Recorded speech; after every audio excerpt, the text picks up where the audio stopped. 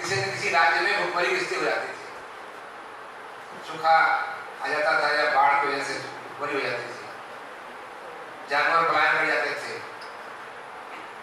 लोग भी घर छोड़ करके दूसरे राज्यों में दूसरे जगह जाग के लिए चले जाते थे, गांव से शहरों में। ये 70 तक स्थिति बहुत चलती रही। हमारे देश के प्रधानमंत्री को भी अमेरिका जाकर के एक तरह से भीख मांगना पड़ता था कि हमें अनाज दो, नहीं हमारे देश के लोग मर जाएंगे। अमेरिका जो है दूध काटता था, हमारे प्रधानमंत्री या राष्ट्रपति को भी समझ नहीं देता था बात करने के लिए, क्योंकि हमारे देश की इमेज उस समय बहुत खराब थी। और आज क्या है, आज हमारे कृषि वैज्ञानिकों और किसानों के बदौलत आज हम आत्मनिर्भर हैं। आत्मनिर्भर ही नहीं, हम दूसरे देशों का अनाज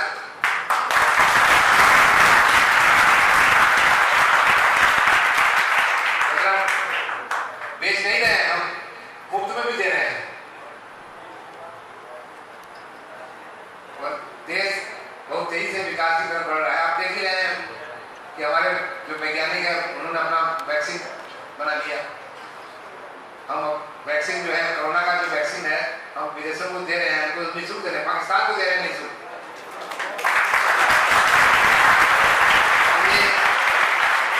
मानवता की मिसाल है। इसी तरह से हम अनाज भी दूसरे देशों को दे रहे हैं, जो गरीब देश है अफ्रीका के, उनको मुफ्त में दे रहे हैं या बहुत कम कीमत पर दे रहे हैं, मानवता के नाते। यही होना चाहिए। हमारे देश का ये नारा है, वसुधैव कुटुंबकम। पूरी पृथ्वी जो है एक परिवार की तरह है। तो ये हमारे जो सनातन धर्म या हमारे जो हिंदू माइथोलॉजी है, उसके हिसाब से ये वसुधैव कुटुंबकम बहुत बड़ा मंत्र है और इसमें किसी का बहुत बड़ा योगदान है। और हमारे किसान भाई जो है केवल अन्नदाता ही नहीं है, वो सर्वदाता है।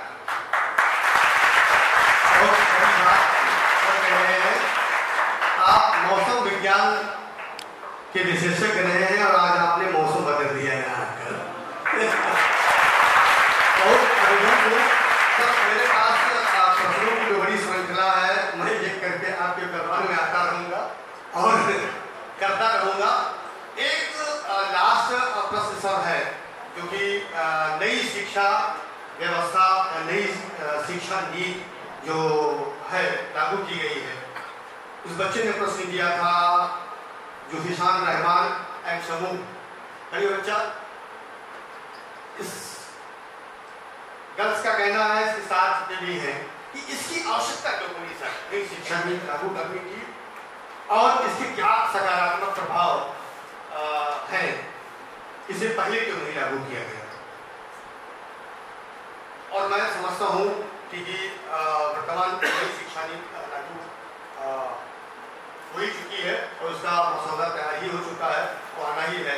तो ठीक तरीके से जो है अभी बच्चों के बीच इसका जो है व्यापक प्रभाव नहीं पड़ा है। संक्षिप्त जो है इसके पहले जो शिक्षा नीति थी वो 1986 में गवर्नमेंट ऑफ इंडिया ने बनाया था और उसको लागू किया था, लेकिन बीच में जो उसका उद्देश्य था उससे हम लोग हट गए थे, उसमें सफलता नहीं मिली थी। इसलिए नई शिक्षा नीति लागू करने और बनाने का जो है जरूरत हुआ, क्योंकि नई शिक्षा नीति में सबसे पहले ये इस बात पर ध्यान दिया गया है कि हमारी जो भारतीय संस्कृति है, सभ्यता है, हमारे जो भारतीय वैल्यूज है, माता पिता की सेवा करना, माता पिता की आज्ञा के अनुसार कार्य करना, माता पिता और गुरु को आदर करना, इन सब फीलिंग्स को संजोते हुए अपने संस्कृति को आगे बढ़ाते हुए हम अध्ययन करें, न कि हम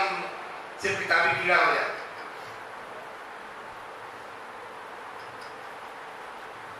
अगर आप व्यवहार शून्य हो गए तो आप कुछ भी कितना विद्वान हो सब बेकार है।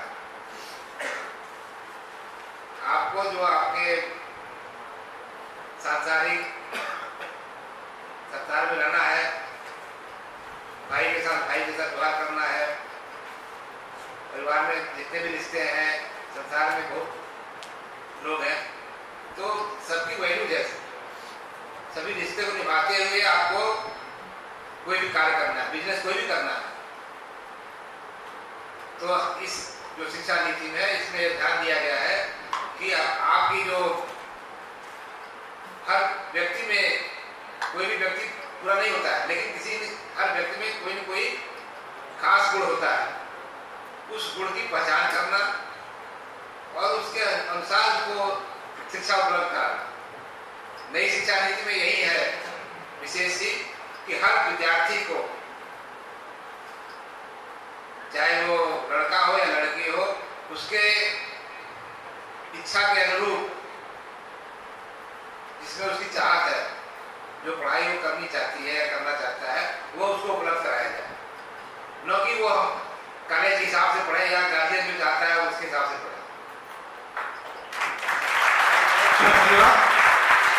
नई शिक्षा नीति बेसिकली आपकी अपनी नीति है। आप प्राथमिक स्तर से लेकर और उच्च स्तर तक की पढ़ाई करने के लिए, जहां 1986 की शिक्षा नीति के अकॉर्डिंगली एक पर्टिकुलर पाठ्यक्रम थोप दिया जाता था कि आपको यही पढ़ना है और यही पढ़कर ही आपको परिणाम प्राप्त करना है और आगे सब कुछ इसी में है। सबने बड़ी अच्छी उदाहरण दी कि गुरुकुल प्रणाली, परंपरा, संस्कार, जो सामाजिकता, इन सब का समावेश नई शिक्षा नीति में किया गया है।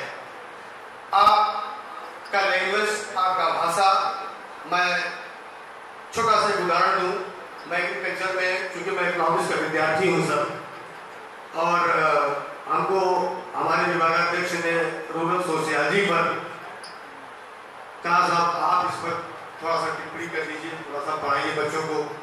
तो रूरल सोशियोलॉजी और एजुकेशनल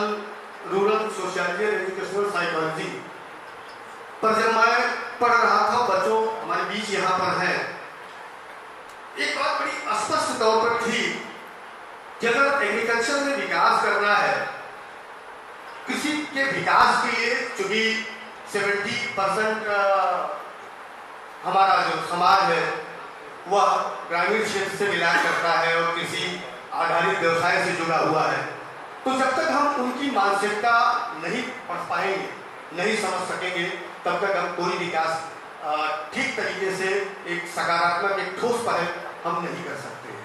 तो आज राष्ट्रीय नई शिक्षा नीति कहीं न कहीं प्रासंगिक है और ये बात बहुत ही अच्छी लगी, क्यों हमें निचले स्तर से लेकर और उच्च स्तर तक हमको अपने पठन पाठन को लेकर अपने अनुकूल, अपने भाषा में पढ़ना है और अपने राज्य का, अपने विकास करना है।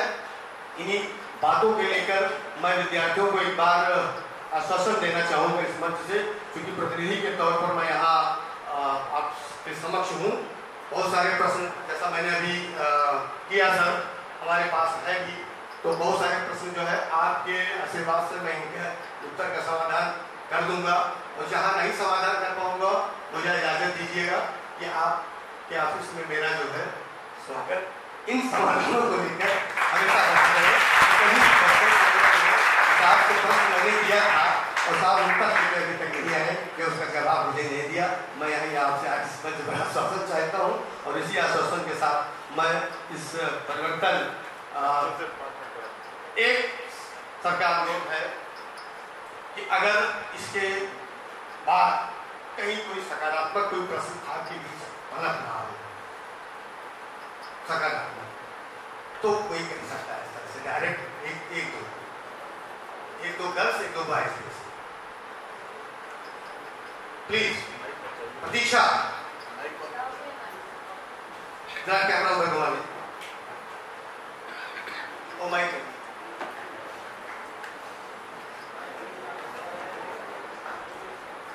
Good evening, sir.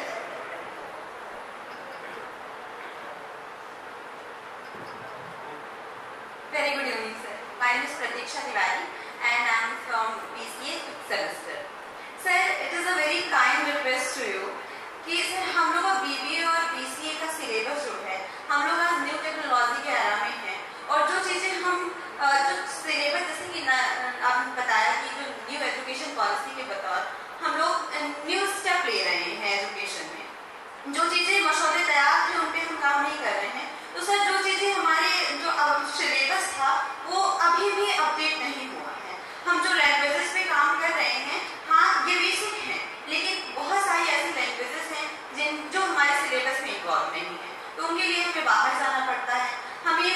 जितने बेसिक हमारे टीचर्स हैं जो भी बहुत टाइम देते हैं तो वो नहीं पढ़ा पाते जस्ट बिकॉज सिलेबस में नहीं है।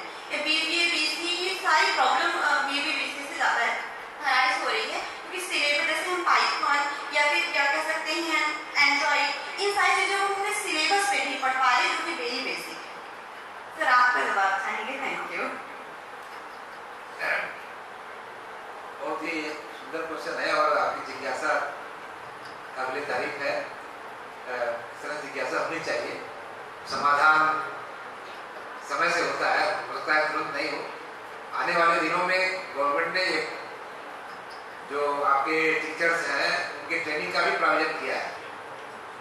सिलेबस में नई चीजें आ रही है तो कोई जरूरी नहीं को टीचर पढ़ के आए हो या पहले से जानकारी हो, तो उसके लिए समय समय पर जो है रिफ्रेशर कोर्स और नए नए ट्रेनिंग प्रोग्राम भी आयोजित किए जाएंगे।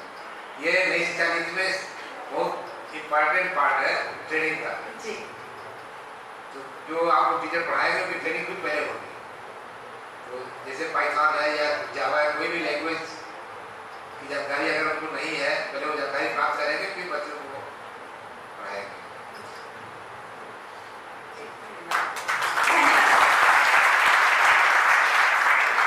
और कोई बच्चा? Good evening sir, my name is Rupesh Pratap Singh, farmer third year. Sir मेरा क्वेश्चन ये है कि सर जो हम लोगों का पेपर आता है वो कुछ इम्पोर्टेंट क्वेश्चन नहीं आते, तो बाकी पूरी बुक इम्पोर्टेंट होती है तो बाकी और टॉपिक पे क्वेश्चन नहीं आता। जब पेपर आता है तो पता चलता है ये पढ़ लो में आ जाएगा टॉपिक, और बाकी क्वेश्चन अदर टॉपिक से क्यों नहीं आएगा?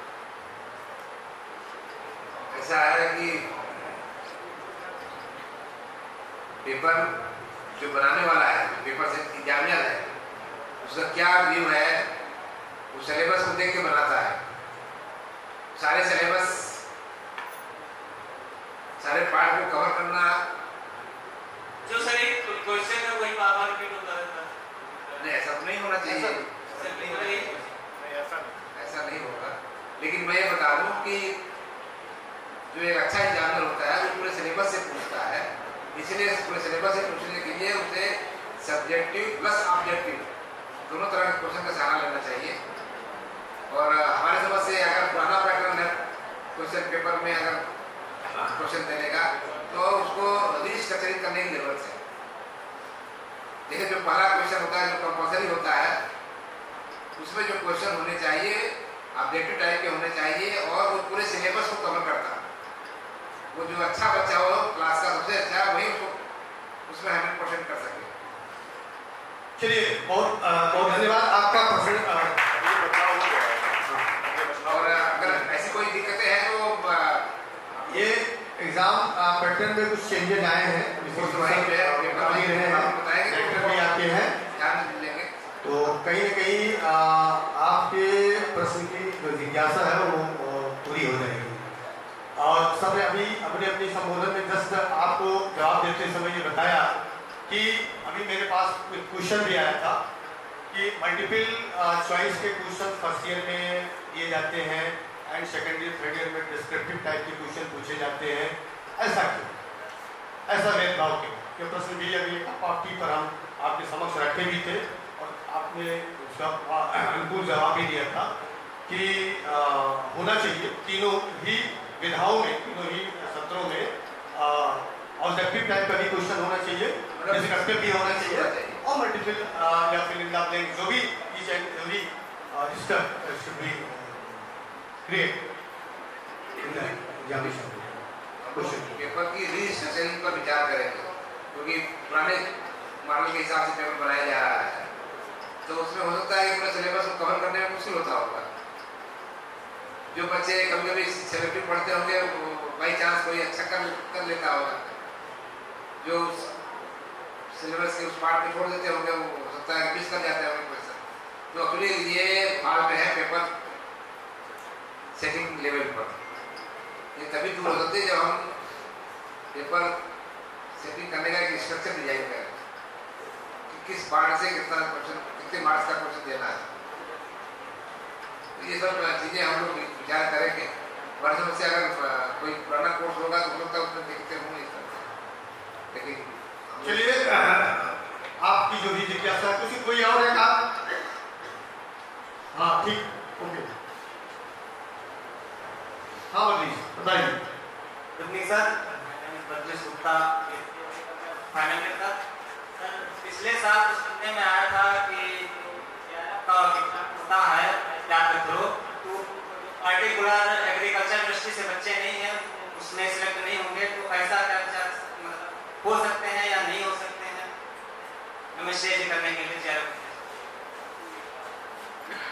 इसके संबंध में मैं बहुत क्लियर नहीं हूँ, लेकिन मैं इतना बता देना चाहता हूँ कि जो एग्रीकल्चर एजुकेशन है उसका एक सिस्टम है। शायद उस सिस्टम में सिर्फ एग्रीकल्चर यूनिवर्सिटी या उससे जुड़े हुए कॉलेज ही आते हैं जो कि ICAR द्वारा गवर्न होते हैं। जो हमारे विश्वविद्यालय के अंतर्गत जो एग्रीकल्चर कोर्सेज चलते हैं वो ICAR से गवर्न नहीं होते हैं। जो ICAR के गाइडलाइन है या उनके जो करिकुलम है वो हम लोग फॉलो नहीं करते हैं, तो इसलिए ICAR उसको रिकॉग्नाइज नहीं करती है। यहाँ का जो कोर्स रिकॉग्नाइज है ये स्टेट गवर्नमेंट के द्वारा है। इसकी मान्यता तो है सब जगह, कोई डिनाई नहीं कर सकता, लेकिन ICAR के जो बेनिफिट है वो आपको नहीं मिल रहे हैं।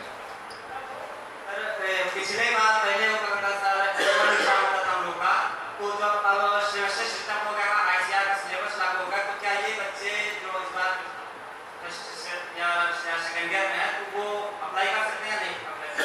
देखिए अभी बहुत स्पष्ट नहीं है। मैं एग्रीकल्चर के विद्यार्थियों के पहले भी अवगत करा देता हूँ, क्योंकि ICAR अभी तक विश्वविद्यालय की जो एकेडमिक काउंसिल में एग्रीकल्चर सिलेबस अप्रूव्ड था वो एनुअल बेस था, और रिसेंटली लास्ट ईयर जब हमें निवृत्तान कुलपति से संपर्क साधा और वहाँ पर ये चीज़ें रखी गई कि क्यों ना ICAR के सिलेबस को फिर डी कमेटी के सिलेबस को अप्रूव करा के एकेडमिक काउंसिल में और विश्वविद्यालय से संबद्धता प्राप्त सभी संस्थान में ये पाठ्यक्रम लागू किया जाए।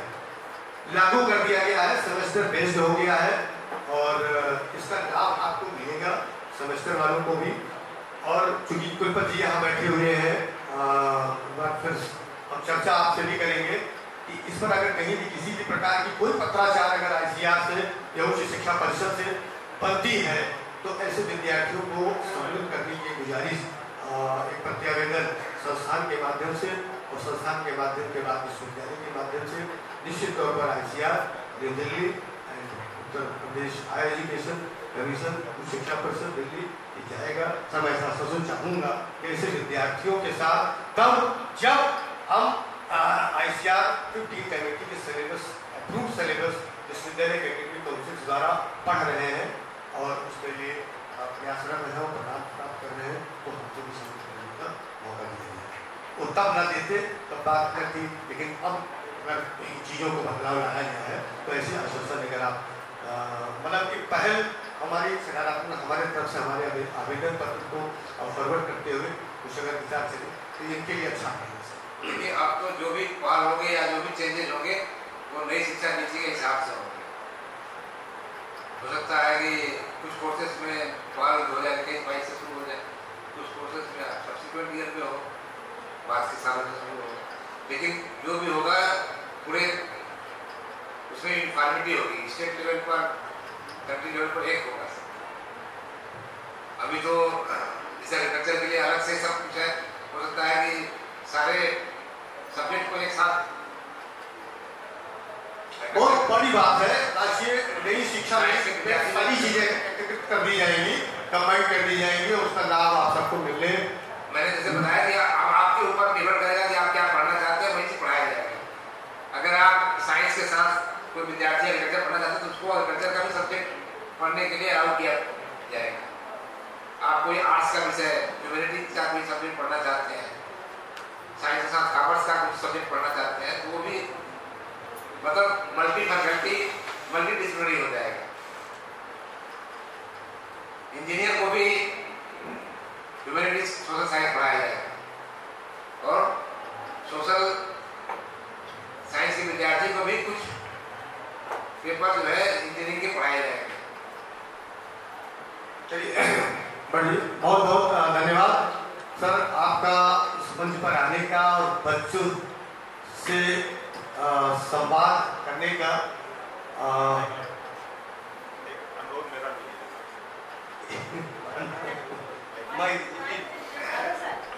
सर हमारे यूनाइटेड सेक्रेटरी सर भी आपसे कोई प्रश्न जो है करना चाहते हैं। सर किसी भी काम को या अपने लक्ष्य को प्राप्त करने के लिए एक ही तरीका है हार्ड वर्क। आप बहुत साधारण परिवार से वाइस चांसलर तक का आज का सफर जो आपने तय किया है उसको कुछ शब्दों में हमारे स्टूडेंट्स को भी एक ज्ञान दे दीजिए। ये भी उसी राह पर चल करके कुछ आगे बढ़ने का प्रयास करें क्योंकि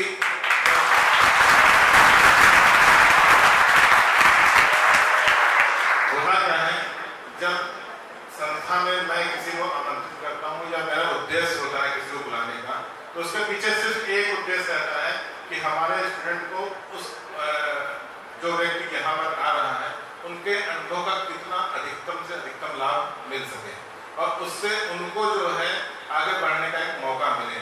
एक जो है मतलब एक जिज्ञासा पैदा हो उनके अंदर भी कि हमें भी उस सीट तक पहुँचने का एक सपना उनको दिख जाए। तो सर कुछ अपना जो है एक ज्ञान दीजिए। Thank you.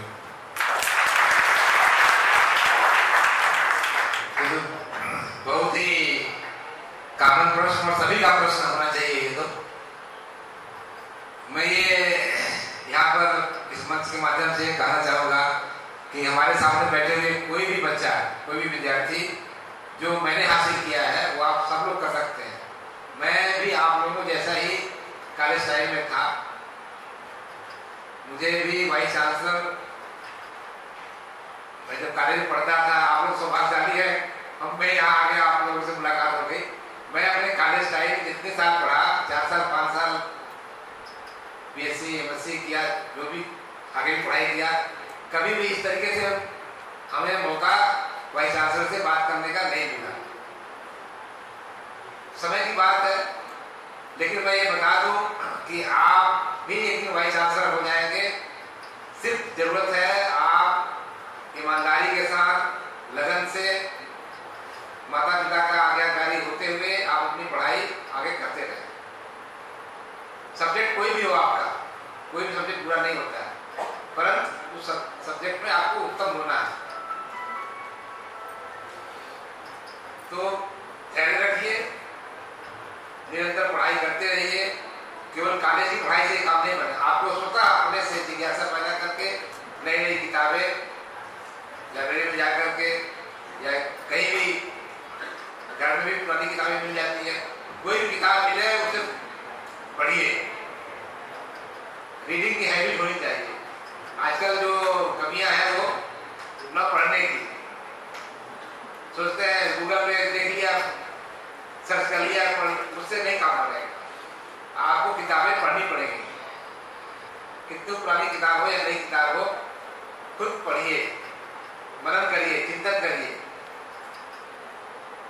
प्रतिदिन जो है जब यहाँ से जाते हैं तो सोच के जाइए कि आज हमने यहाँ से क्या हासिल किया क्या नई चीज सीखा।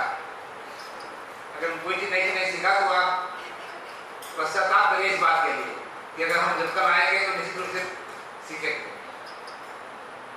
और कोई भी प्रश्न अगर डाउटफुल है या आपको नहीं पता है उसका सही तो आप अपने टीचर से मिलकर के पर्सनली मिलकर के पूछिए।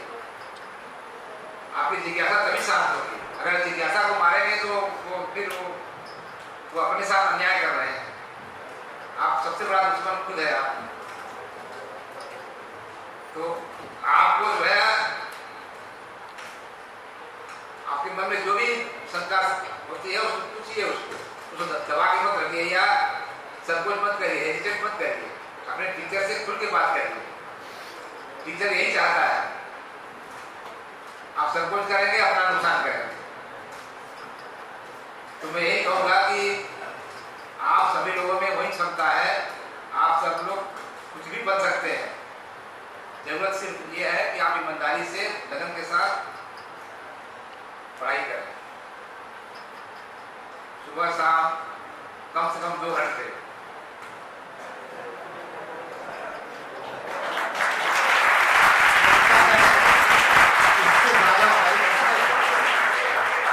लेकिन अगर आप ऐसा नहीं करते तो आप खुद के साथ धोखा दे रहे हैं, माता पिता को भी धोखा दे रहे हैं, सबसे ज्यादा धोखा अपने खुद को दे रहे हैं।